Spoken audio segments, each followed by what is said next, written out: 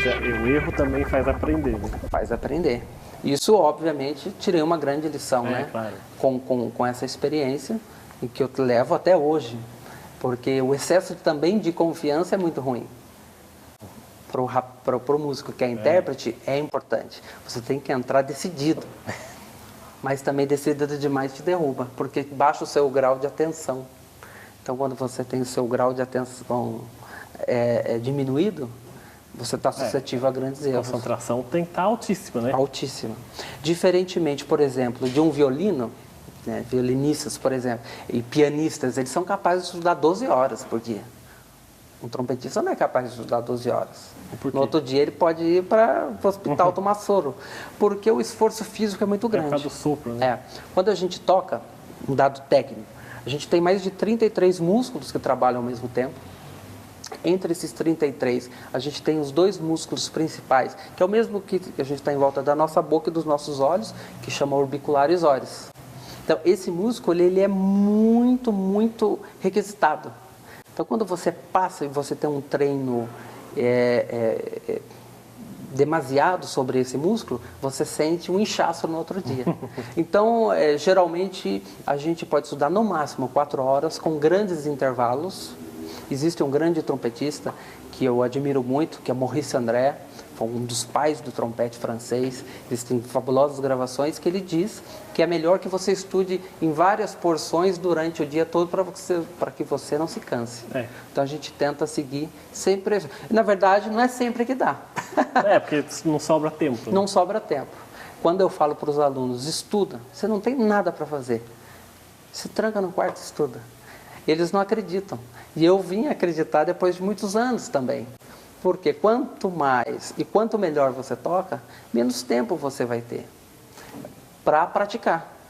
Mas existe uma coisa que é inevitável. Do aluno iniciante a qualquer pessoa, concertista internacional que você possa pensar, ele tem que ter a prática diária, que a gente chama de fundamentos. É essa prática diária que dá a fundamentação para a técnica. E existem vários exercícios. Eu daqui a pouco vou mostrar para você. Então, eu ia pedir já para você, porque para alguém que é leigo, não sabe nada de trompete, você falou antes da gravação que tinha um exercício bastante simples. Como é que é feito isso? Esse exercício, a gente precisa dessa peça aqui. O trompete também desmonta, né? Ele desmonta. O trompete ele tem 1,37 m de comprimento. E ele é soldado em diversas formas. Esse sistema aqui ele foi criado em 1800 por 2 amigos, um amigo francês. Por isso que nas igrejas evangélicas eles chamam de piston. Na verdade tem tem a ver isso, que é o sistema de piston, porque é piston que ele funciona. E esse amigo alemão criou o sistema matemático que ele conseguia fazer as escalas, né? Então, assim, para quem nunca tocou instrumento na vida, quer aprender, a primeira coisa é adquirir ou pegar emprestado essa pecinha aqui. Geralmente, meus alunos muito novos, de 12 anos, eu pergunto, como que é o nome disso? Ele fala bico. Eu falo, não, bico não, quem tem bico é passarinho. Isso chama bocal. Isso aqui é como se fosse um microfone do instrumentista de metal. Ele faz a reverberação do som e ressoa através da vibração do meu lábio. E quando a gente coloca no instrumento, a gente consegue o som. Então, quando eu só faço essa vibração, tá esse som.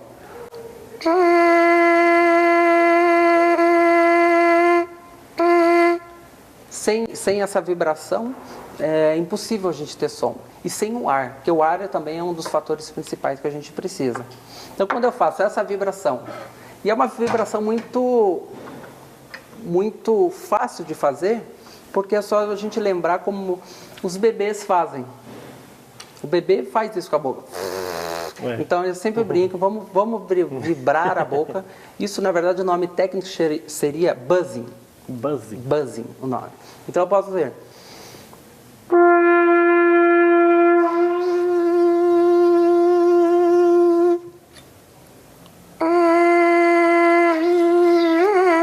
Que quando a gente coloca no instrumento, por questões físicas, a gente tem um som. Então essa seria a primeira coisa, a vibração dos lábios, a coisa mais importante. E tem que ter bastante fôlego, né? Não necessariamente. Não? Porque às vezes para fazer alguma coisa, ficar soprando bastante tempo, né? A pessoa fica até tonta. A questão do ar, na verdade, é mais controle do que quantidade. A quantidade é importante, por isso existem exercícios que a gente faz de estímulo do diafragma, estímulos da região torácica, vários exercícios. Mas é mais uma questão mesmo da pressão. A gente consegue, uma outra questão técnica, o som por alguns conjuntos de coisas. A escola do trompete, que é a escola que eu sigo, que eu ensino aqui em Jacareí, é a escola francesa com a escola russa. Então, os grandes mestres dos instrumentos vieram desses países, embora toda a literatura seja editada por editoras americanas. Né? Tá aí, então eu falo com todos os alunos que uma das coisas principais que eles precisam é fazer as aulas e fazer aula de inglês, porque não existe quase nenhum método na literatura do instrumento em língua portuguesa. Infelizmente, hoje existe esse movimento de várias pessoas que estão fazendo os mestrados, doutorados, que têm pesquisado bastante sobre isso, que vai ser uma das minhas teses a partir do ano que vem, se tudo transcorrer certinho, na Unirio. Estou trabalhando, pensando numa tese sobre isso, para trazer essa literatura para a língua portuguesa. Então, voltando nessa questão da vibração, a gente precisa, embocadura, né? A gente ouve falar muito, a minha embocadura, mas o que seria a embocadura? A embocadura é o trabalho em harmonia da vibração do meu lábio, do meu queixo, com a minha língua. Por exemplo, a gente pode fazer um exercício aqui, topa? Vamos ver. Pode fazer? Vamos tentar. Você vai tocar. Ai, meu Deus. Vai. É a mesma coisa. Você vai vibrar o lábio. Você pode segurar do jeito que você quiser. Vamos ver. Você vai vibrar o lábio aí dentro e ele vai ter que fazer como um bebê faz. Faz assim primeiro. Tá querendo chegar. Essa vibração aí. Tu vai tentar fazer essa vibração que vai sair um som. Então, você não pode... Você coloca o bocal sobre os lábios e vibra o lábio. Sem apertar nada aqui. Sem apertar nada. Porque apertar é o último passo que a gente vai aprender. Vamos tentar. Ixi, tá quase. Olha aí. Ok, tá bom, foi bom. Digamos que isso aí foi o primeiro passo. Esse é o primeiro passo. Então a gente começa a organizar todas essas questões da vibração, da língua. Da língua, por que eu digo a língua? Porque a gente tem um posicionamento para a língua para cada região. Então, são várias coisas ao mesmo tempo. Por isso que é indicado o estudo musical para as crianças. E quanto mais cedo se começar, melhor é para aprender? Ou não, independe da idade? Se uma pessoa quiser começar com a minha idade, 34 anos, ela pode? Não tem problema? Eu atendo um público muito diversificado. De pessoas de 12 anos a pessoas de 60 anos.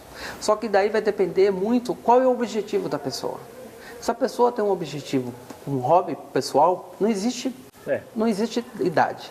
Todos são capazes de fazer. Agora, se a pessoa tem um objetivo de um trabalho profissional, quanto mais cedo melhor. Porque você vai precisar de pelo menos 6 anos, que é a média, de 4 a 6 anos, para você ter um controle, um domínio significativo sobre o instrumento, sobre todas as técnicas. Por exemplo, a gente tem um negócio que a gente chama de articulação. O que é articulação? É como a língua portuguesa, a gente tem a inflexão das palavras. A gente faz isso no instrumento. Então eu posso fazer o que a gente chama de staccato simples, que é cortar as notas de uma maneira simples. E a gente usa uma articulação específica, que é tá. A gente fala tá. Então, para aprender essa questão,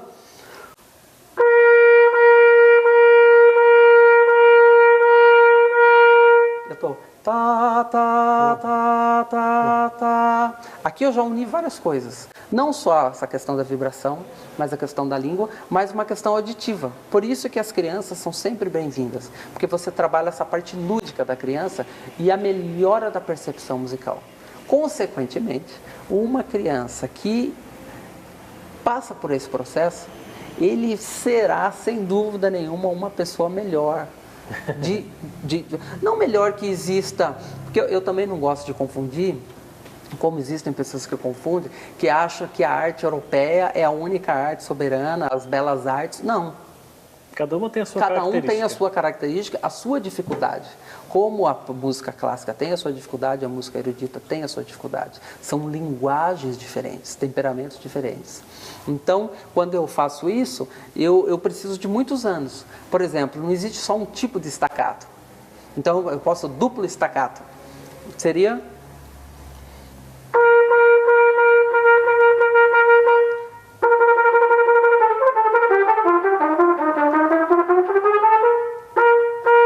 Então, por isso que quanto mais cedo a pessoa quiser aprender com o intuito de ser profissional na área, é melhor, porque a grade é muito extensa e depois que você toma esse controle técnico do instrumento, daí vem a parte que para mim é a mais saborosa e a mais difícil, que é a parte conceitual. Mas é teoria, você está falando? Não, isso aí entraria na parte básica. É. Uma grade de uma aula normal, a gente teria, no mínimo, a parte de aula de instrumento com o professor individual, teria a teoria musical, para saber ler notas, divisões, alturas, esse tipo de coisa. A aula de percepção musical. O que é percepção musical? É aquela pessoa... Existem pessoas que nascem com essa percepção muito aflorada e pessoas que não. Por exemplo, existem dois tipos de ouvido. Não sei se você sabe. Não. Existem dois tipos. O primeiro, o ouvido absoluto, que são raríssimas as pessoas. O que seria esse ouvido absoluto? Aquela pessoa que, se bater uma panela na sua casa, ele sabe qual é o nome daquela nota pela altura. É as pessoas que falam que tocam de ouvido ou não? Não. Tocar de ouvido é uma outra área. Geralmente os músicos populares fazem, né? Tocar de ouvido é você reconhecer o som, a origem do som, sem nenhum tipo de dificuldade. Um pianista pode tocar 20 notas, um cara é capaz de falar as 20 notas qual é. Que não é meu caso. E a gente tem um ouvido que a gente chama relativo, que é o meu caso, que através, você tem jeito para o negócio e você desenvolve ele com métodos. Existem muitos métodos, um método chamado Pozzoli Melódico, que é um livro bem interessante. Você estuda junto com o piano para você aprender a altura. Que vai te ajudar o quê? Você saber as alturas da nota. Você cantar Sol, Lá, Si, Do, Si, Lá, Sol, Fá, Mi, Ré, Do. Você canta na altura correta. Tem pessoas que mesmo assim, com todas essas ajudas, elas não conseguem.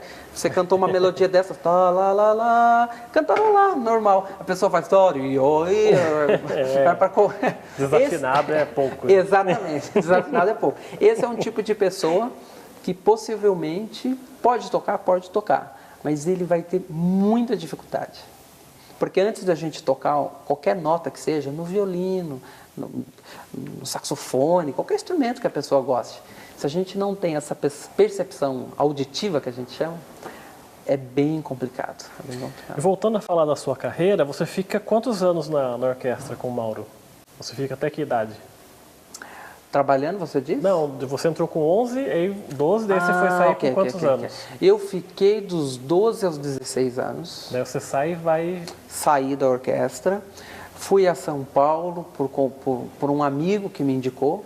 Naquele período existia 3 grandes conservatórios no país, como existe até hoje. A Escola do Teatro Municipal, para onde eu me dirigi. A Universidade Livre de Música extinta, né? Vários músicos aqui em Jacareí fizeram essa escola, que hoje chama-se EMESP, a Escola de Música do Estado de São Paulo, onde eu concluí o meu curso de trompete, a parte técnica, né? E os cursos têm uma variação dependendo da idade. Você tem cursos lá que duram 12 anos, por exemplo, como o piano.